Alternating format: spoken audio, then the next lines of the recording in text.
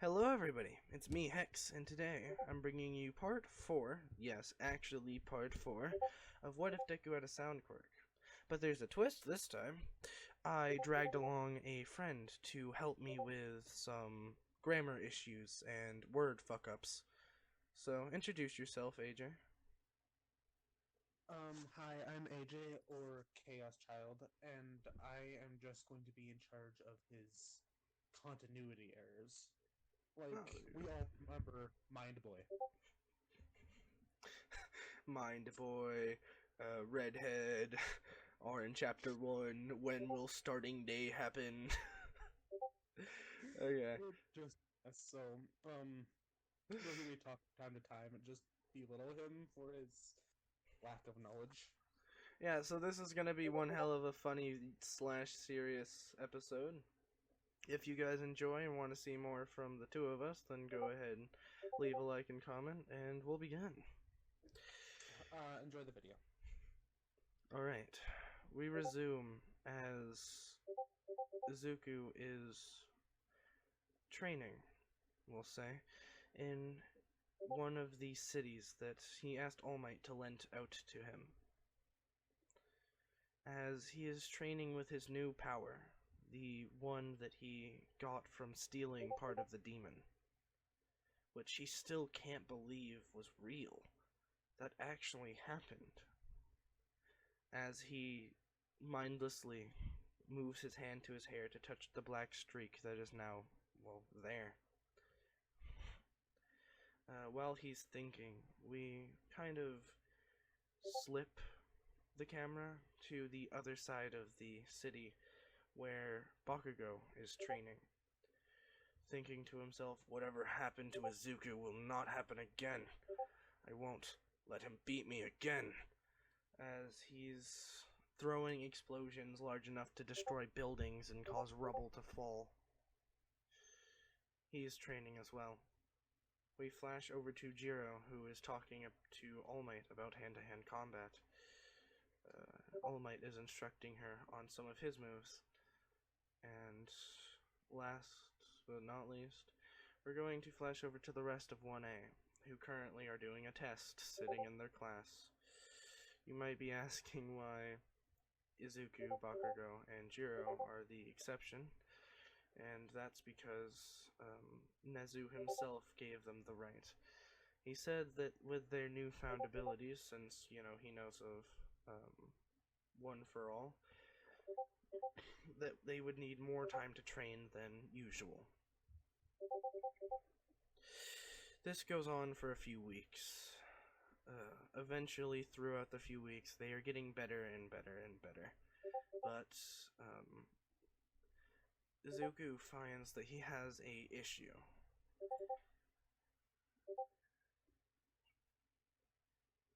Yeah, I know.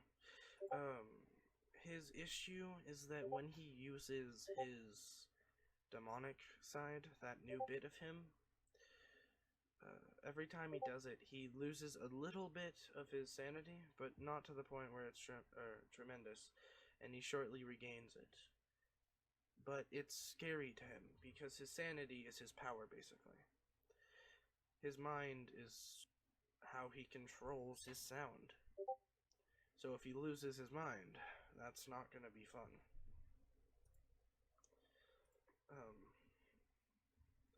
He seems to counter this by only using his demon side in a real pinch, such as his sound quirk isn't working from some disturbance in the air, or maybe Aizawa blocking his quirk, which something odd's going on there.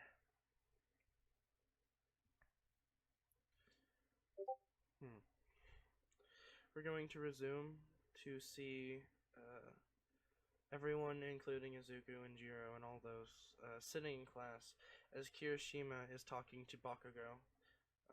Kaminari is trying to talk to Jiro, but she's not paying attention. And Mineta is just staring at Momo's boobs, as is expected of him. Aizawa walks in as he stands in the front of the class and says, "Okay, everyone, today is very important. everyone's super like tense as they think it's another test. Today, we will be picking hero names. As everyone hears this, they start to cheer. Okay, I need to ask. This is the first time you'll actually hear him saying something. JJ, this is what happens first, right? Aizawa comes in and introduces to the class the aspect of hero names, Yes. but instantly just goes to sleep as Midnight walks in. Yes, that is where I was going. As Midnight strots in, making sure that she has plenty of sway and swerve in her step, she gets to the front of the class as she waves around what I'm basically going to call a mini whip. And the acronym's a riding crop. That. And starts telling everyone about how important it is. Make sure you pick a good one, because you'll be stuck with them for the rest of your career. Then she just kind of, with a grin on her face, looks towards Aizawa, otherwise known as Eraserhead. A few kids in the class get it and laugh, but the rest, like Izuku, Jiro, and Bakugo, are thinking of possible hero names. She says, "Okay, first," and points to kids in class. And I do not actually currently have a list of the kids in class heroes' names, so we're just going with Kirishima first. As we see a bit of his life flashback, and he steps up on class, or in front of the class, as he holds his whiteboard out and reads, "Red Riot." He talks about how manly the name is and why he picked it. The rest are as in canon, such as Asu saying her name is Froppy, Ochako saying her name is Uravity. What was Minetta's name again? Grape Rush. Grape Rush. No, hold on. I thought it was Grape Rush. I'm just gonna search up class 1A. 1A hero names. Minetta's hero name is as a fresh picked hero, Grape Juice. That is bloody brilliant. That is bloody brilliant. Alright, Rocka says, "I am Uravity."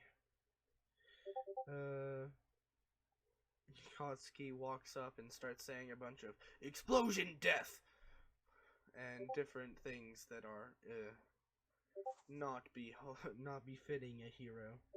Explosion King Murder. Yes. Explosion King Murder Hobo is one. Only D&D nerds will get that one. Ida walks up and embraces his name as Ingenium. Incorrect. Huh? He just says his own name because he hasn't earned the right to call himself that yet. Oh, yeah. Excuse that. I've already said Sue. Is that honestly... Momo walks up with a completely straight face and says, "My name is Creati." How creative. For the smartest chick in class, she's not that bright. True. Shit, I forgot what Sugar Guy's name was. Sugar Rush. No, I know what his hero name is. I forgot what his actual name was. I'm just gonna have two tabs open. Rikuru Sato says that his name is Sugar Rush. Yeah. He's quirk, actually. Hold on. Oh, yep, that's his quirk. No, he's Suckar Man. Sugar Man. I thought that was a C. He's Sugar Man. Then Mina walks up and calls herself Pinky. Again. Perfect. I'm pretty sure Tokiyami just goes with Tokiyami. Maybe.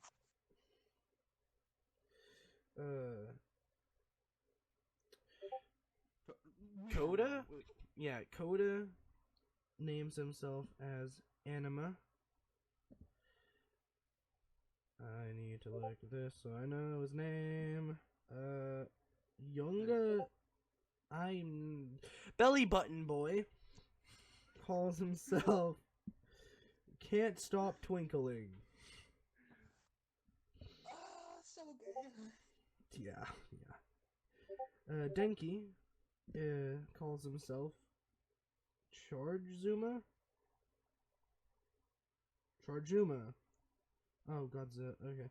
Anyway, Let's just say all the ones that are important, dude. Going through the whole class is just mind numbing. true. Okay, You're going then through Jiro calls herself Earphone Jack.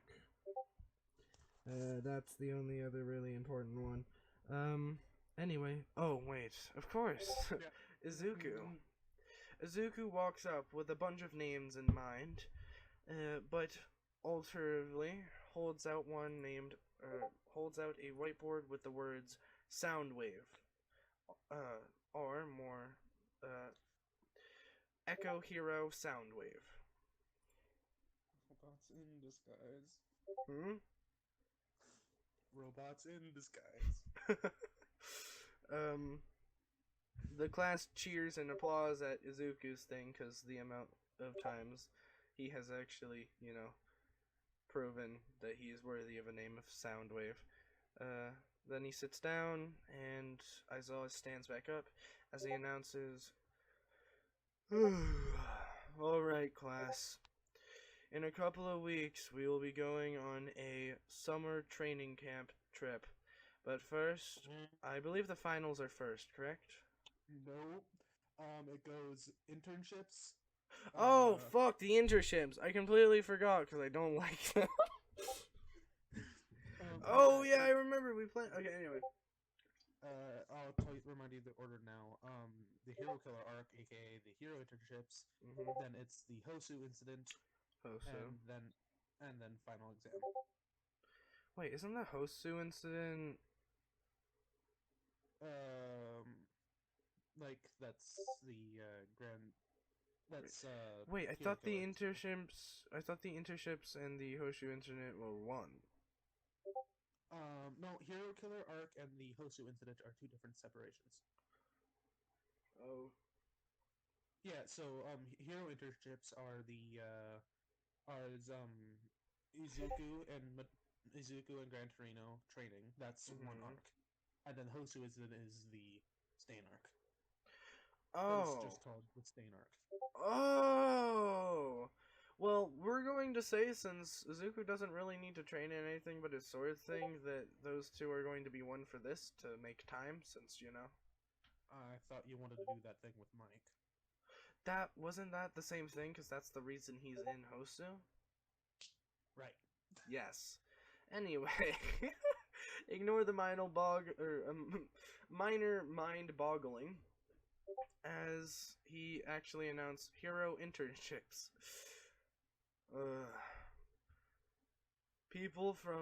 The people that watched the sports festival have selected a few of you to internship at their hero industries. Those of you with options will be able to pick from them. Those of you who have no offers may request a hero company to allow you to internship there. That's all for now, as he shows a board of basically everyone's listings. Izuku is number 1 listing, with over 25 to 30 hero companies asking him to join. Actually, with his board display, I think he'd be ranked around 3rd, because he lost control at the end. They didn't really notice that. The only people that were fucking directly seeing his eyes and noticing that he was actually breaking Bakugo, because anyone not within like 30 feet of that wouldn't hear it, because Deku's sound cancellation thing, so no one would stop the fight. But, Cementos. Yeah, that's my bad. Yeah, don't worry about it. Don't worry about it. I don't think I really said that in the video, but we'll clarify that now. To be clear, I just got picked up after his last video because I'm like, this guy's interesting. I'll bug him in the comments. He talked to himself for like 5 comments. I had to see who he was. Anyway, uh, so he is number one with quite a few. Um,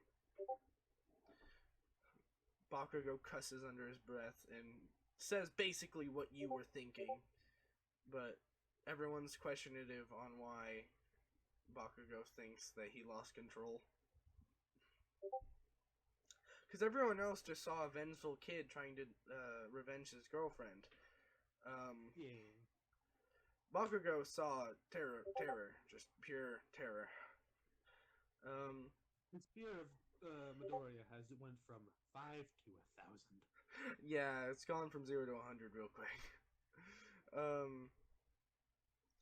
Izuku looks at them and sees that the first person to actually request an internship was Present Mike's internship. He decides that he's going to go with that one as he starts writing a application and immediately goes off to Present Mike's office, thinking that why hold his horses. Jiro decides to tag along and see what he's doing because, you know, he had the same place she was going. Which in this, we are going to say Jiro is also signing up for Present Mike's because all three of their quirks are basically... It wasn't actually a internship program. It was more like a notice at the top of both their lists. It was like, yeah, President Mike would like to request something of you. Yeah, basically. When they get to his office, and by the way, I say a lot because it's one of my stalling words. You'll notice that as long as you watch along. So yeah, anyway, he's just making sure I'm keeping up with him and like making sure like, is this right? yeah, I'm giving him time to make sure that he's correcting me perfectly. I have like 10 tabs to go through. They knock on the door twice, then wait 3 seconds, then 4, then wait 2 seconds, then 5. That is basically a musician's code of hello, fuck off, come in, or something like that. Basically, if you're a D&D nerd, thinks of thieves can't, but for musicians. Anyway, Present Mike, knowing it's them, immediately walks over as he opens the door with a smile on his face. He's like, "Ah, hello, y'all. Come on in," as he waves his hand for them to walk in. They sit down as they start talking it out. "Well, Izuku, you seem to be quite popular in the industry," he says. Yeah, industry. I didn't really know what to call it because his main source of revenue was on YouTube, and Present Mike is like an actual musician hero. Justin Bieber got famous. I don't care. Yeah. It's an industry. Yeah, industry. Izuku nods. "But I've noticed you've never left our small town of Tokyo. Is that the city that Academia's in?" That's a good question. Hold on. I'm pretty sure it's Tokyo, but like futurized? Tokyo? I don't know. I'll let you think. So while we're in this moment of searching, how are you guys doing today? Musatafu, Japan. I was wrong. Yeah, I'll send you the name. Okay, thank you. That's what come out like, no, that's not right. It would be so much easier if it was Masutafu. Masutafu is how I would read that. Anyway, President Mike says, "Well, I'm offering to bring you on tour. You seem pretty popular. I want to see how your shows could blow up." Jiro, like, instantly gets excited because, you know, her parents are musicians. She's always wanted to go on tour. Izuku's scratching his chin because, you know, would I rather train or go on tour? I would like to interrupt you now. I checked this out because I thought that'd be important. Hosu is in Tokyo. Oh! So he'll be going to Tokyo. Tokyo. Anyway,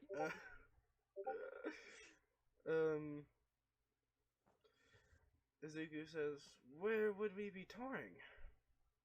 President Mike responds, "Well, we would be going to Hosu, Tokyo. Uh, since Izuku's never left Mosu Tafu, he's really excited. So he says, "All right, I'll take up on, yeah, I'll take you up on your offer." I had to completely reset my brain for that.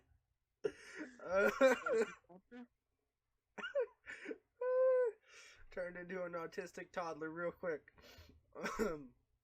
You can't say that, man. Who fucking cares? I'm not here for ad revenue. Not yet, Anyway. anyway. I probably never will be, to be honest. I'm here to entertain the fans. The few people that call themselves my fans. Anyway,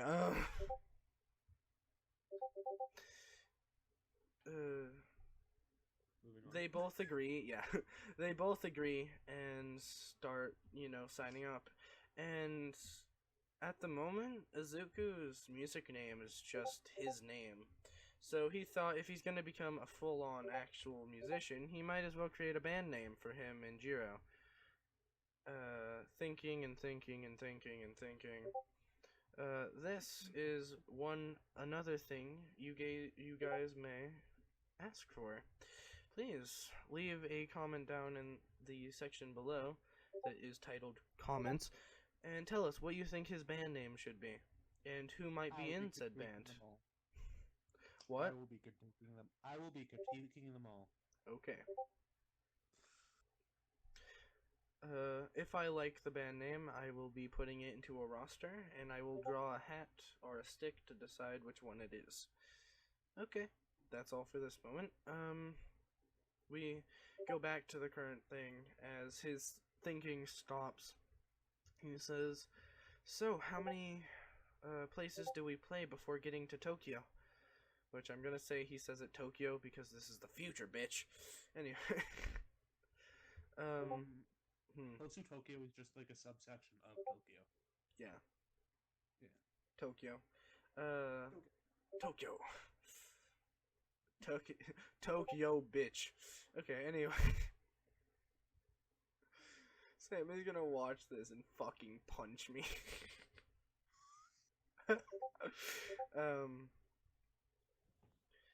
A few days go by, and they head out as they stop actually in a theater at Masutofu theater, and they play.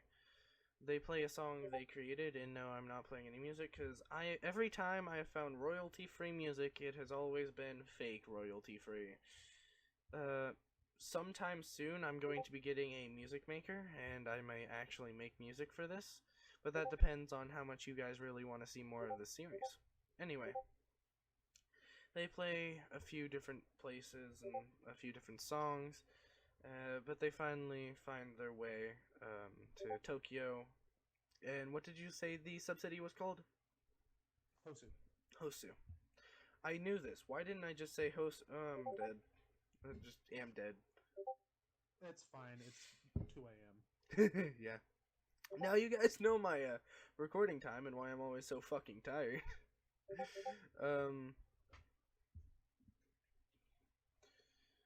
When getting there, it's been a few weeks since, they set sail, so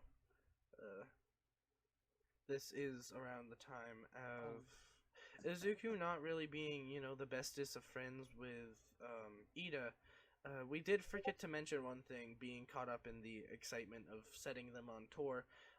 One day while they were training before they left, Todoroki wanted to go talk to Izuku at the training field because he wanted to know what happened in the arena when he just kind of summoned swords. Because so far that hasn't been his quirk. And he would expect to see Izuku there lounging around and laughing because he thinks Izuku shouldn't train his quirk. It's like peak quirk. But he sees as Izuku is sweating and basically almost fucking dead, summoning swords forcefully as he's only summoned about 200 and, we know that he's been training for hours, but Todoroki thinks he's only been there for an hour. Because he did kind of stalk him to find where he was training. Anyway, when he Oh, saw this, he saw Izuku actually training, although he acted so cocky, and everyone thought the same thing, that he thought he was the best, so he wouldn't train, but it shows that he's always training. He never will set his goal for just being the best for a little. He's going to be the best, and then train even harder to be better than he was. That's his goal. the goal of being the best never stops when you are the best. In order to be the best, you must always be the best. Yes. Um, that was actually very. That was wise. I did not expect you could be wise. What? I'm a 20-year-old. What do you expect? I'm fucking 17, alright? I don't know. I expected you to be like a normal 20-year-old, drinking wine and fucking bitches. I don't know. That shows you my opinion of people older than me. Drinking a fine wine while fucking a fine bitch. In the finest of brothels downtown. On a wild adventure to gain gold, fame, and I need to do a D&D thing on the channel. We do, but if we're running out of time because we also have to cover the other thing. Yes. Okay. Izuku and Jiro are in the middle of doing a song in Tokyo, or I forgot it again. Hosu? Hosu. Yes. When one of the walls is broken in, and they see a old hero being kicked through the wall, and Bakugo flying in behind the creature on the old man, trying to explode him off. As we see Bakugo tracing a Nomu that is currently on top of Gran Torino. Gran Torino. Thank you. Bakugo and Jiro at once just both use their quirks to no. The most common word of power, as Izuku says no, the being is pushed off by the sound waves he's producing and Jiro's, and a basically his semi-word magic. So the Nomu gets cut in half and flung to two different sides of the place. He is not healing from that. As Izuku realizes what he did, he's a little bashful as Bakugo and like everyone in there is just like, God damn. God damn.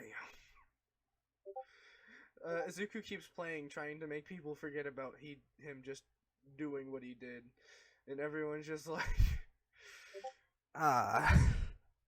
No, the song, because it's his mental state, he just starts singing, everyone wanna be a gangster.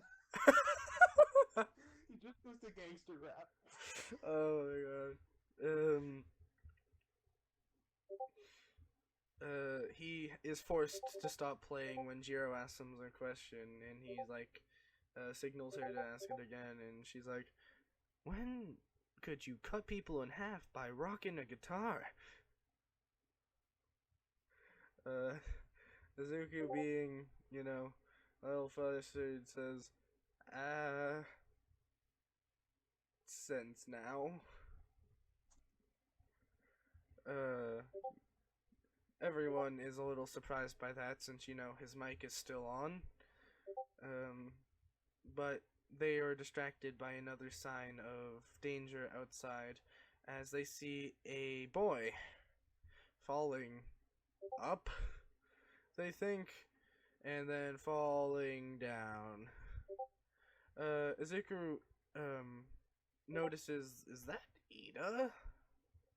And decides to go check out what's going on. Jiro is, trapped by all the people, so she can't follow, and Bakugo's trying to make sure the old man's okay, as he eventually finds his way to the alley. And he sees a sight that he hates, as he sees a man with red rags around his neck and his eyes, with one foot on Ida's back, a sword through his shoulder, and he sees a little kid pounding on the back of his leg, basically. He sees Native, the pro hero, currently paralyzed against the wall.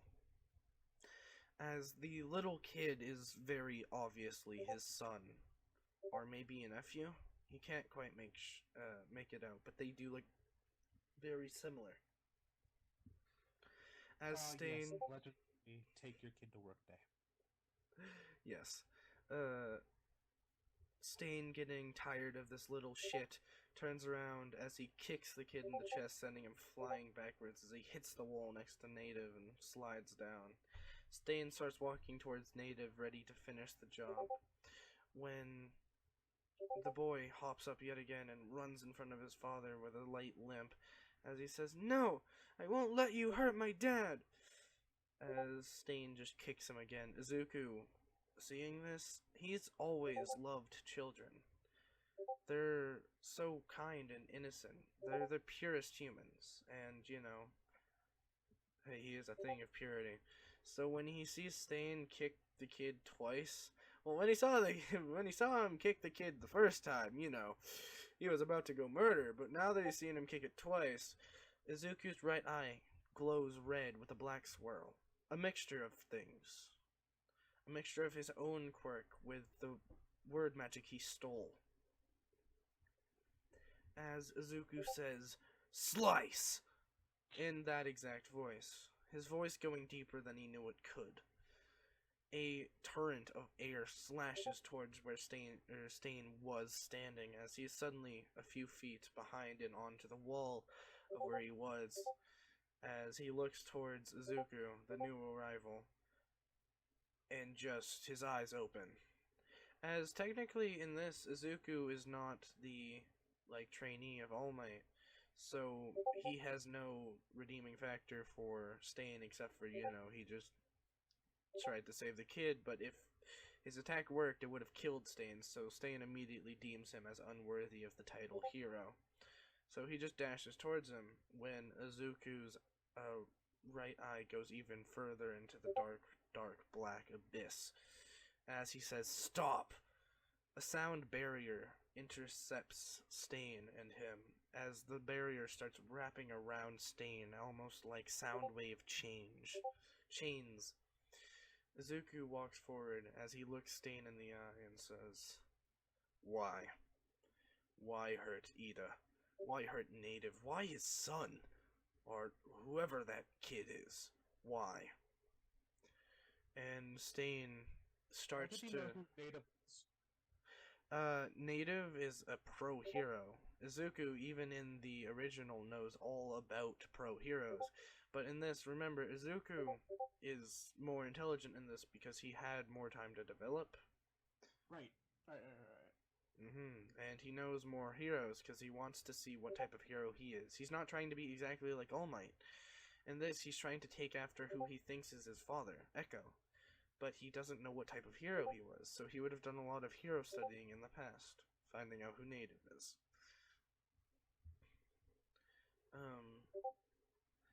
As Stain seems to emit this aura of horrification or terror, Izuku drops his hold for a bit, and Stain slips out as he dashes towards Izuku and catches him off guard, slicing on Izuku's left arm, then quickly licking it so he falls down.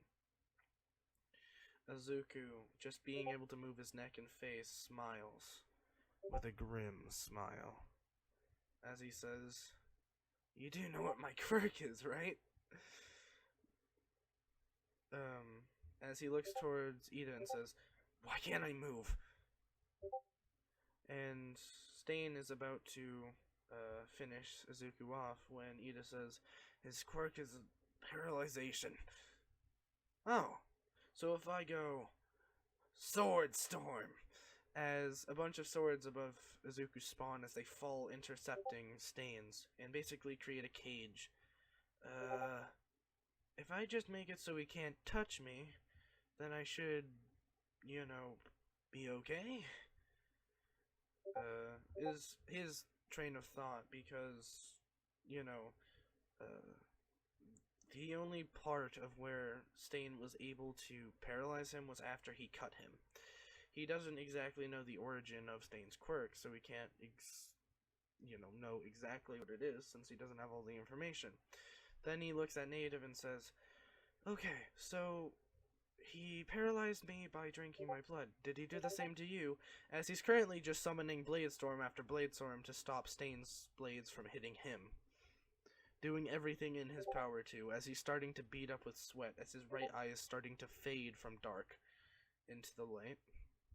As Native says yes, and then immediately says the same about Ida. Izuku realizes that his quirk must have to do with something with blood. Then he realizes that he drank blood from all of them, and after which made them all paralyzed. So he makes the conclusion that he paralyzes them by ingesting their blood. Then he also realizes that Native has been paralyzed way longer than Ida, but Ida's starting to twitch, and so isn't he. So he then correlates it to blood types as well. And he reports his finds to the villain anti-hero standing above him trying to stab him. "So, you're the healer, or the hero killer, right? Heard a few things about you. Wanna hear something that I just figured out?" As he's just buying time so that he can fully move again. "I think I figured out what your quirk is." As, Hero or Stain has been following along their conversation, so he knows what Izuku's about to say. But he doesn't quite know the inner monologue of the blood types. "I think your quirk is when you ingest someone's blood, you can paralyze them for an amount of time. That will vary on how much blood you ingest and what blood type they are." This part surprises Stain. Because, Izuku didn't say anything of the latter. Okay. And suddenly, Izuku can move his hands again, as he does the "come here, bitch" motion with his finger, as sound waves from the town being destroyed around them comes to him. Everywhere else in Hosu is silent. Dead quiet. But here, an eruption of sound happens, as all the swords around Izuku atomize. He stands up with these streams of white energy flowing around him as his black eye has disappeared. He looks at Stain and says, "Oh, wow, you sure took your time. And this is your problem now." As he looks towards Ida and says, "Why were you here?" And Stain notices he can't move. We see outlines of what seem to be more white lines, but so small that it's hard to notice, wrapping around Stain like spider webs. Ida stands up as, he's starting to feel better, and he says, "I'm here because he almost killed my brother. I wanted to revenge him." "So, instead of revenging your brother how most people would, and proving the hero-villain wrong, you decided to come out here and betray the honor of a hero by trying to kill him. Or what were you trying to do? Paralyze him? An eye for an eye?" Ida is immediately ashamed of himself, as Izuku says, "No, trust me, I understand, but from now on, don't do things like that. Or at least if you do, tell the heroes where you're going. You'll still be kicked out of every hero school, but you might get some help with it." Ida is ashamed yet again, as Izuku just says, "Okay, hero killer, you've thoroughly pissed me off. So, let's have some fun."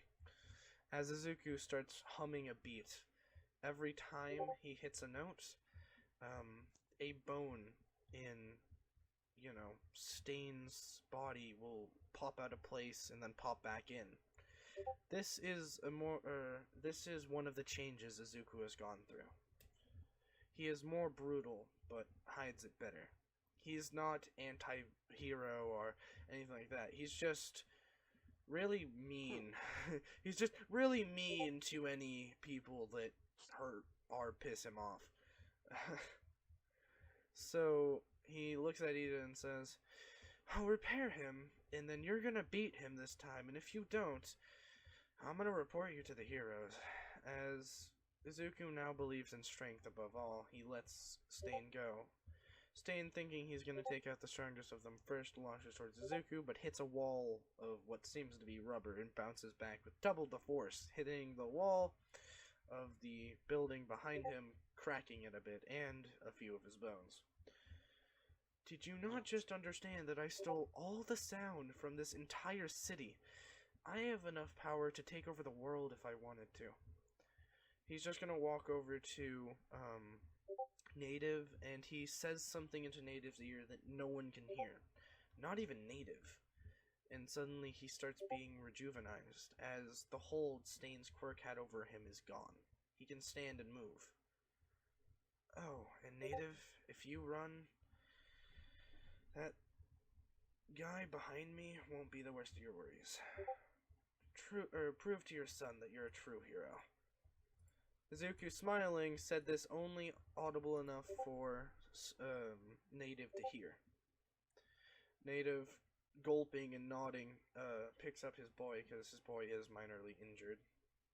And they stay. Izuku, realizing that the boy is actually injured, says, never mind. Go get him some help. Looks like he needs it. Native runs off. Happy.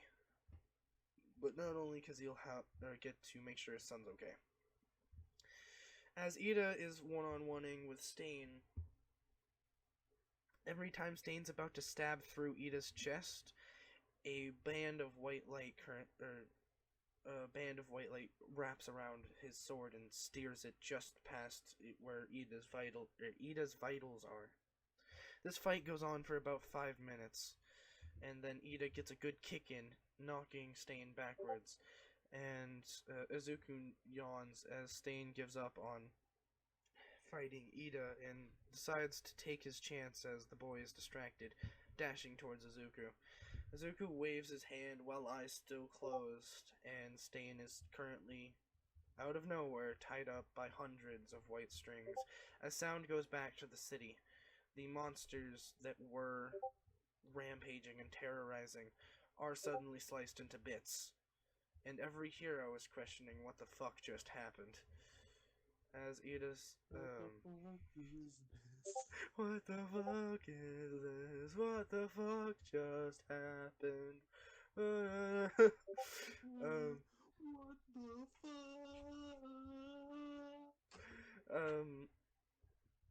Azuki looks at Ida and says, you did good enough. I won't report you to the heroes, but do remember, one of us is gonna have to take the blame for this, so why don't both of us? With like an evil smile almost, Izuku points out the obvious.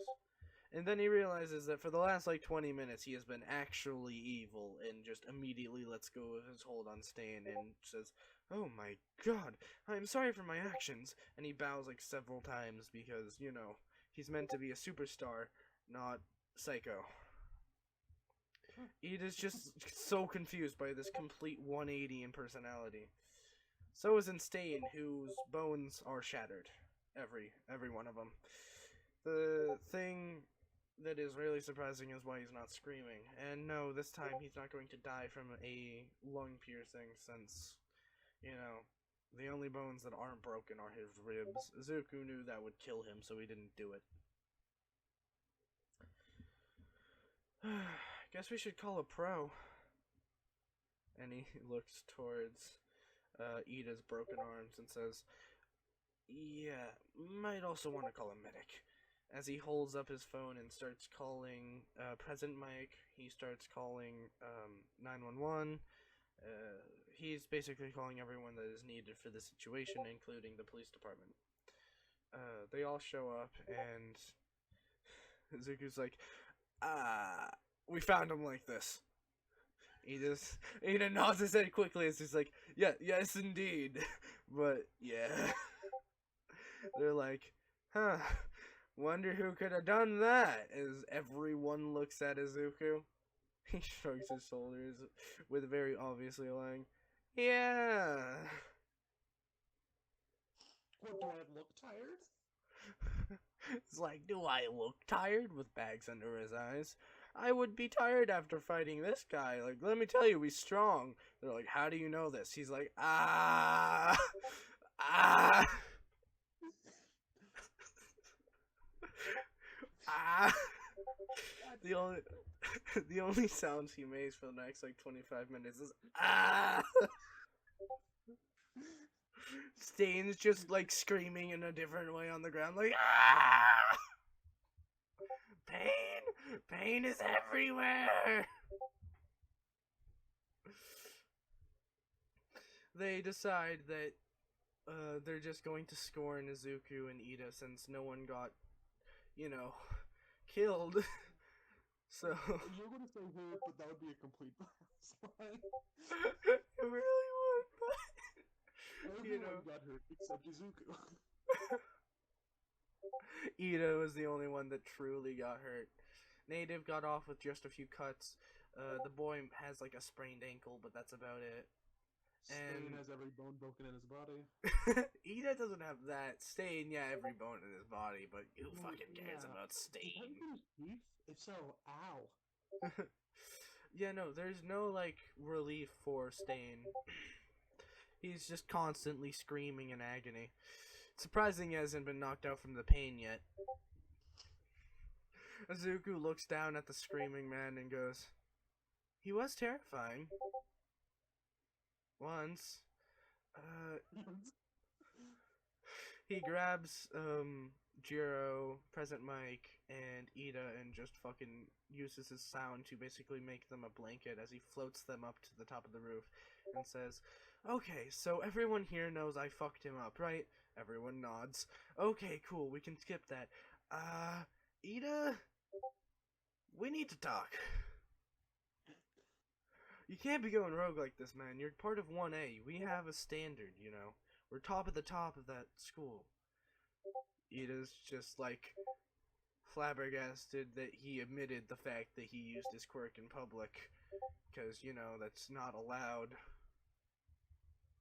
Like, at the beginning of this, I said using your quirk in public is allowed if you're going to be avoiding or self-defense in the most meaningful way.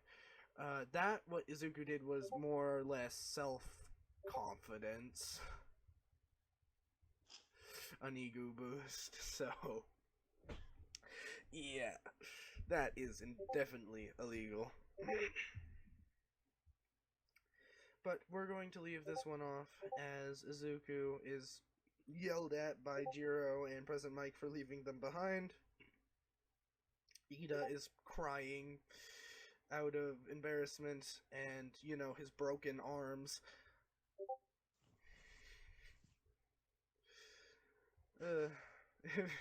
If you guys enjoyed the semi-short video, leave a like on the comment, or a like on the comment, my fucking brain. Leave a like on the video, and tell us what you thought. If you want to see more of him, helping me with stuff, because, yeah, or if the next time he's here, if you want me to have him muted so that you guys just hear my luxurious voice, let us know. And with that... I hope you all had a good night, and hopefully you enjoyed me being here, because I actually enjoy doing this, and I have nothing but to do. Oh, and next time he might even have voice lines. Yeah, because this was just spur of the moment, like, we're both up, let's do this. Yeah. Be looking forward to the demonic version of this either tomorrow or the day this is uploaded. It depends on when we record it, honestly. Anyway. I thought we were going to record it tonight. We are recording it tonight, but I mean when we are going to finish recording it, because we're probably going to take a few takes, because you're going to have a lot more to do in that episode than this one, because you're better with psychopath shit. Anyway. Alright, if you enjoyed, do all the liking, subscribing, and shit. And I'll see you next time, my Hexed Army.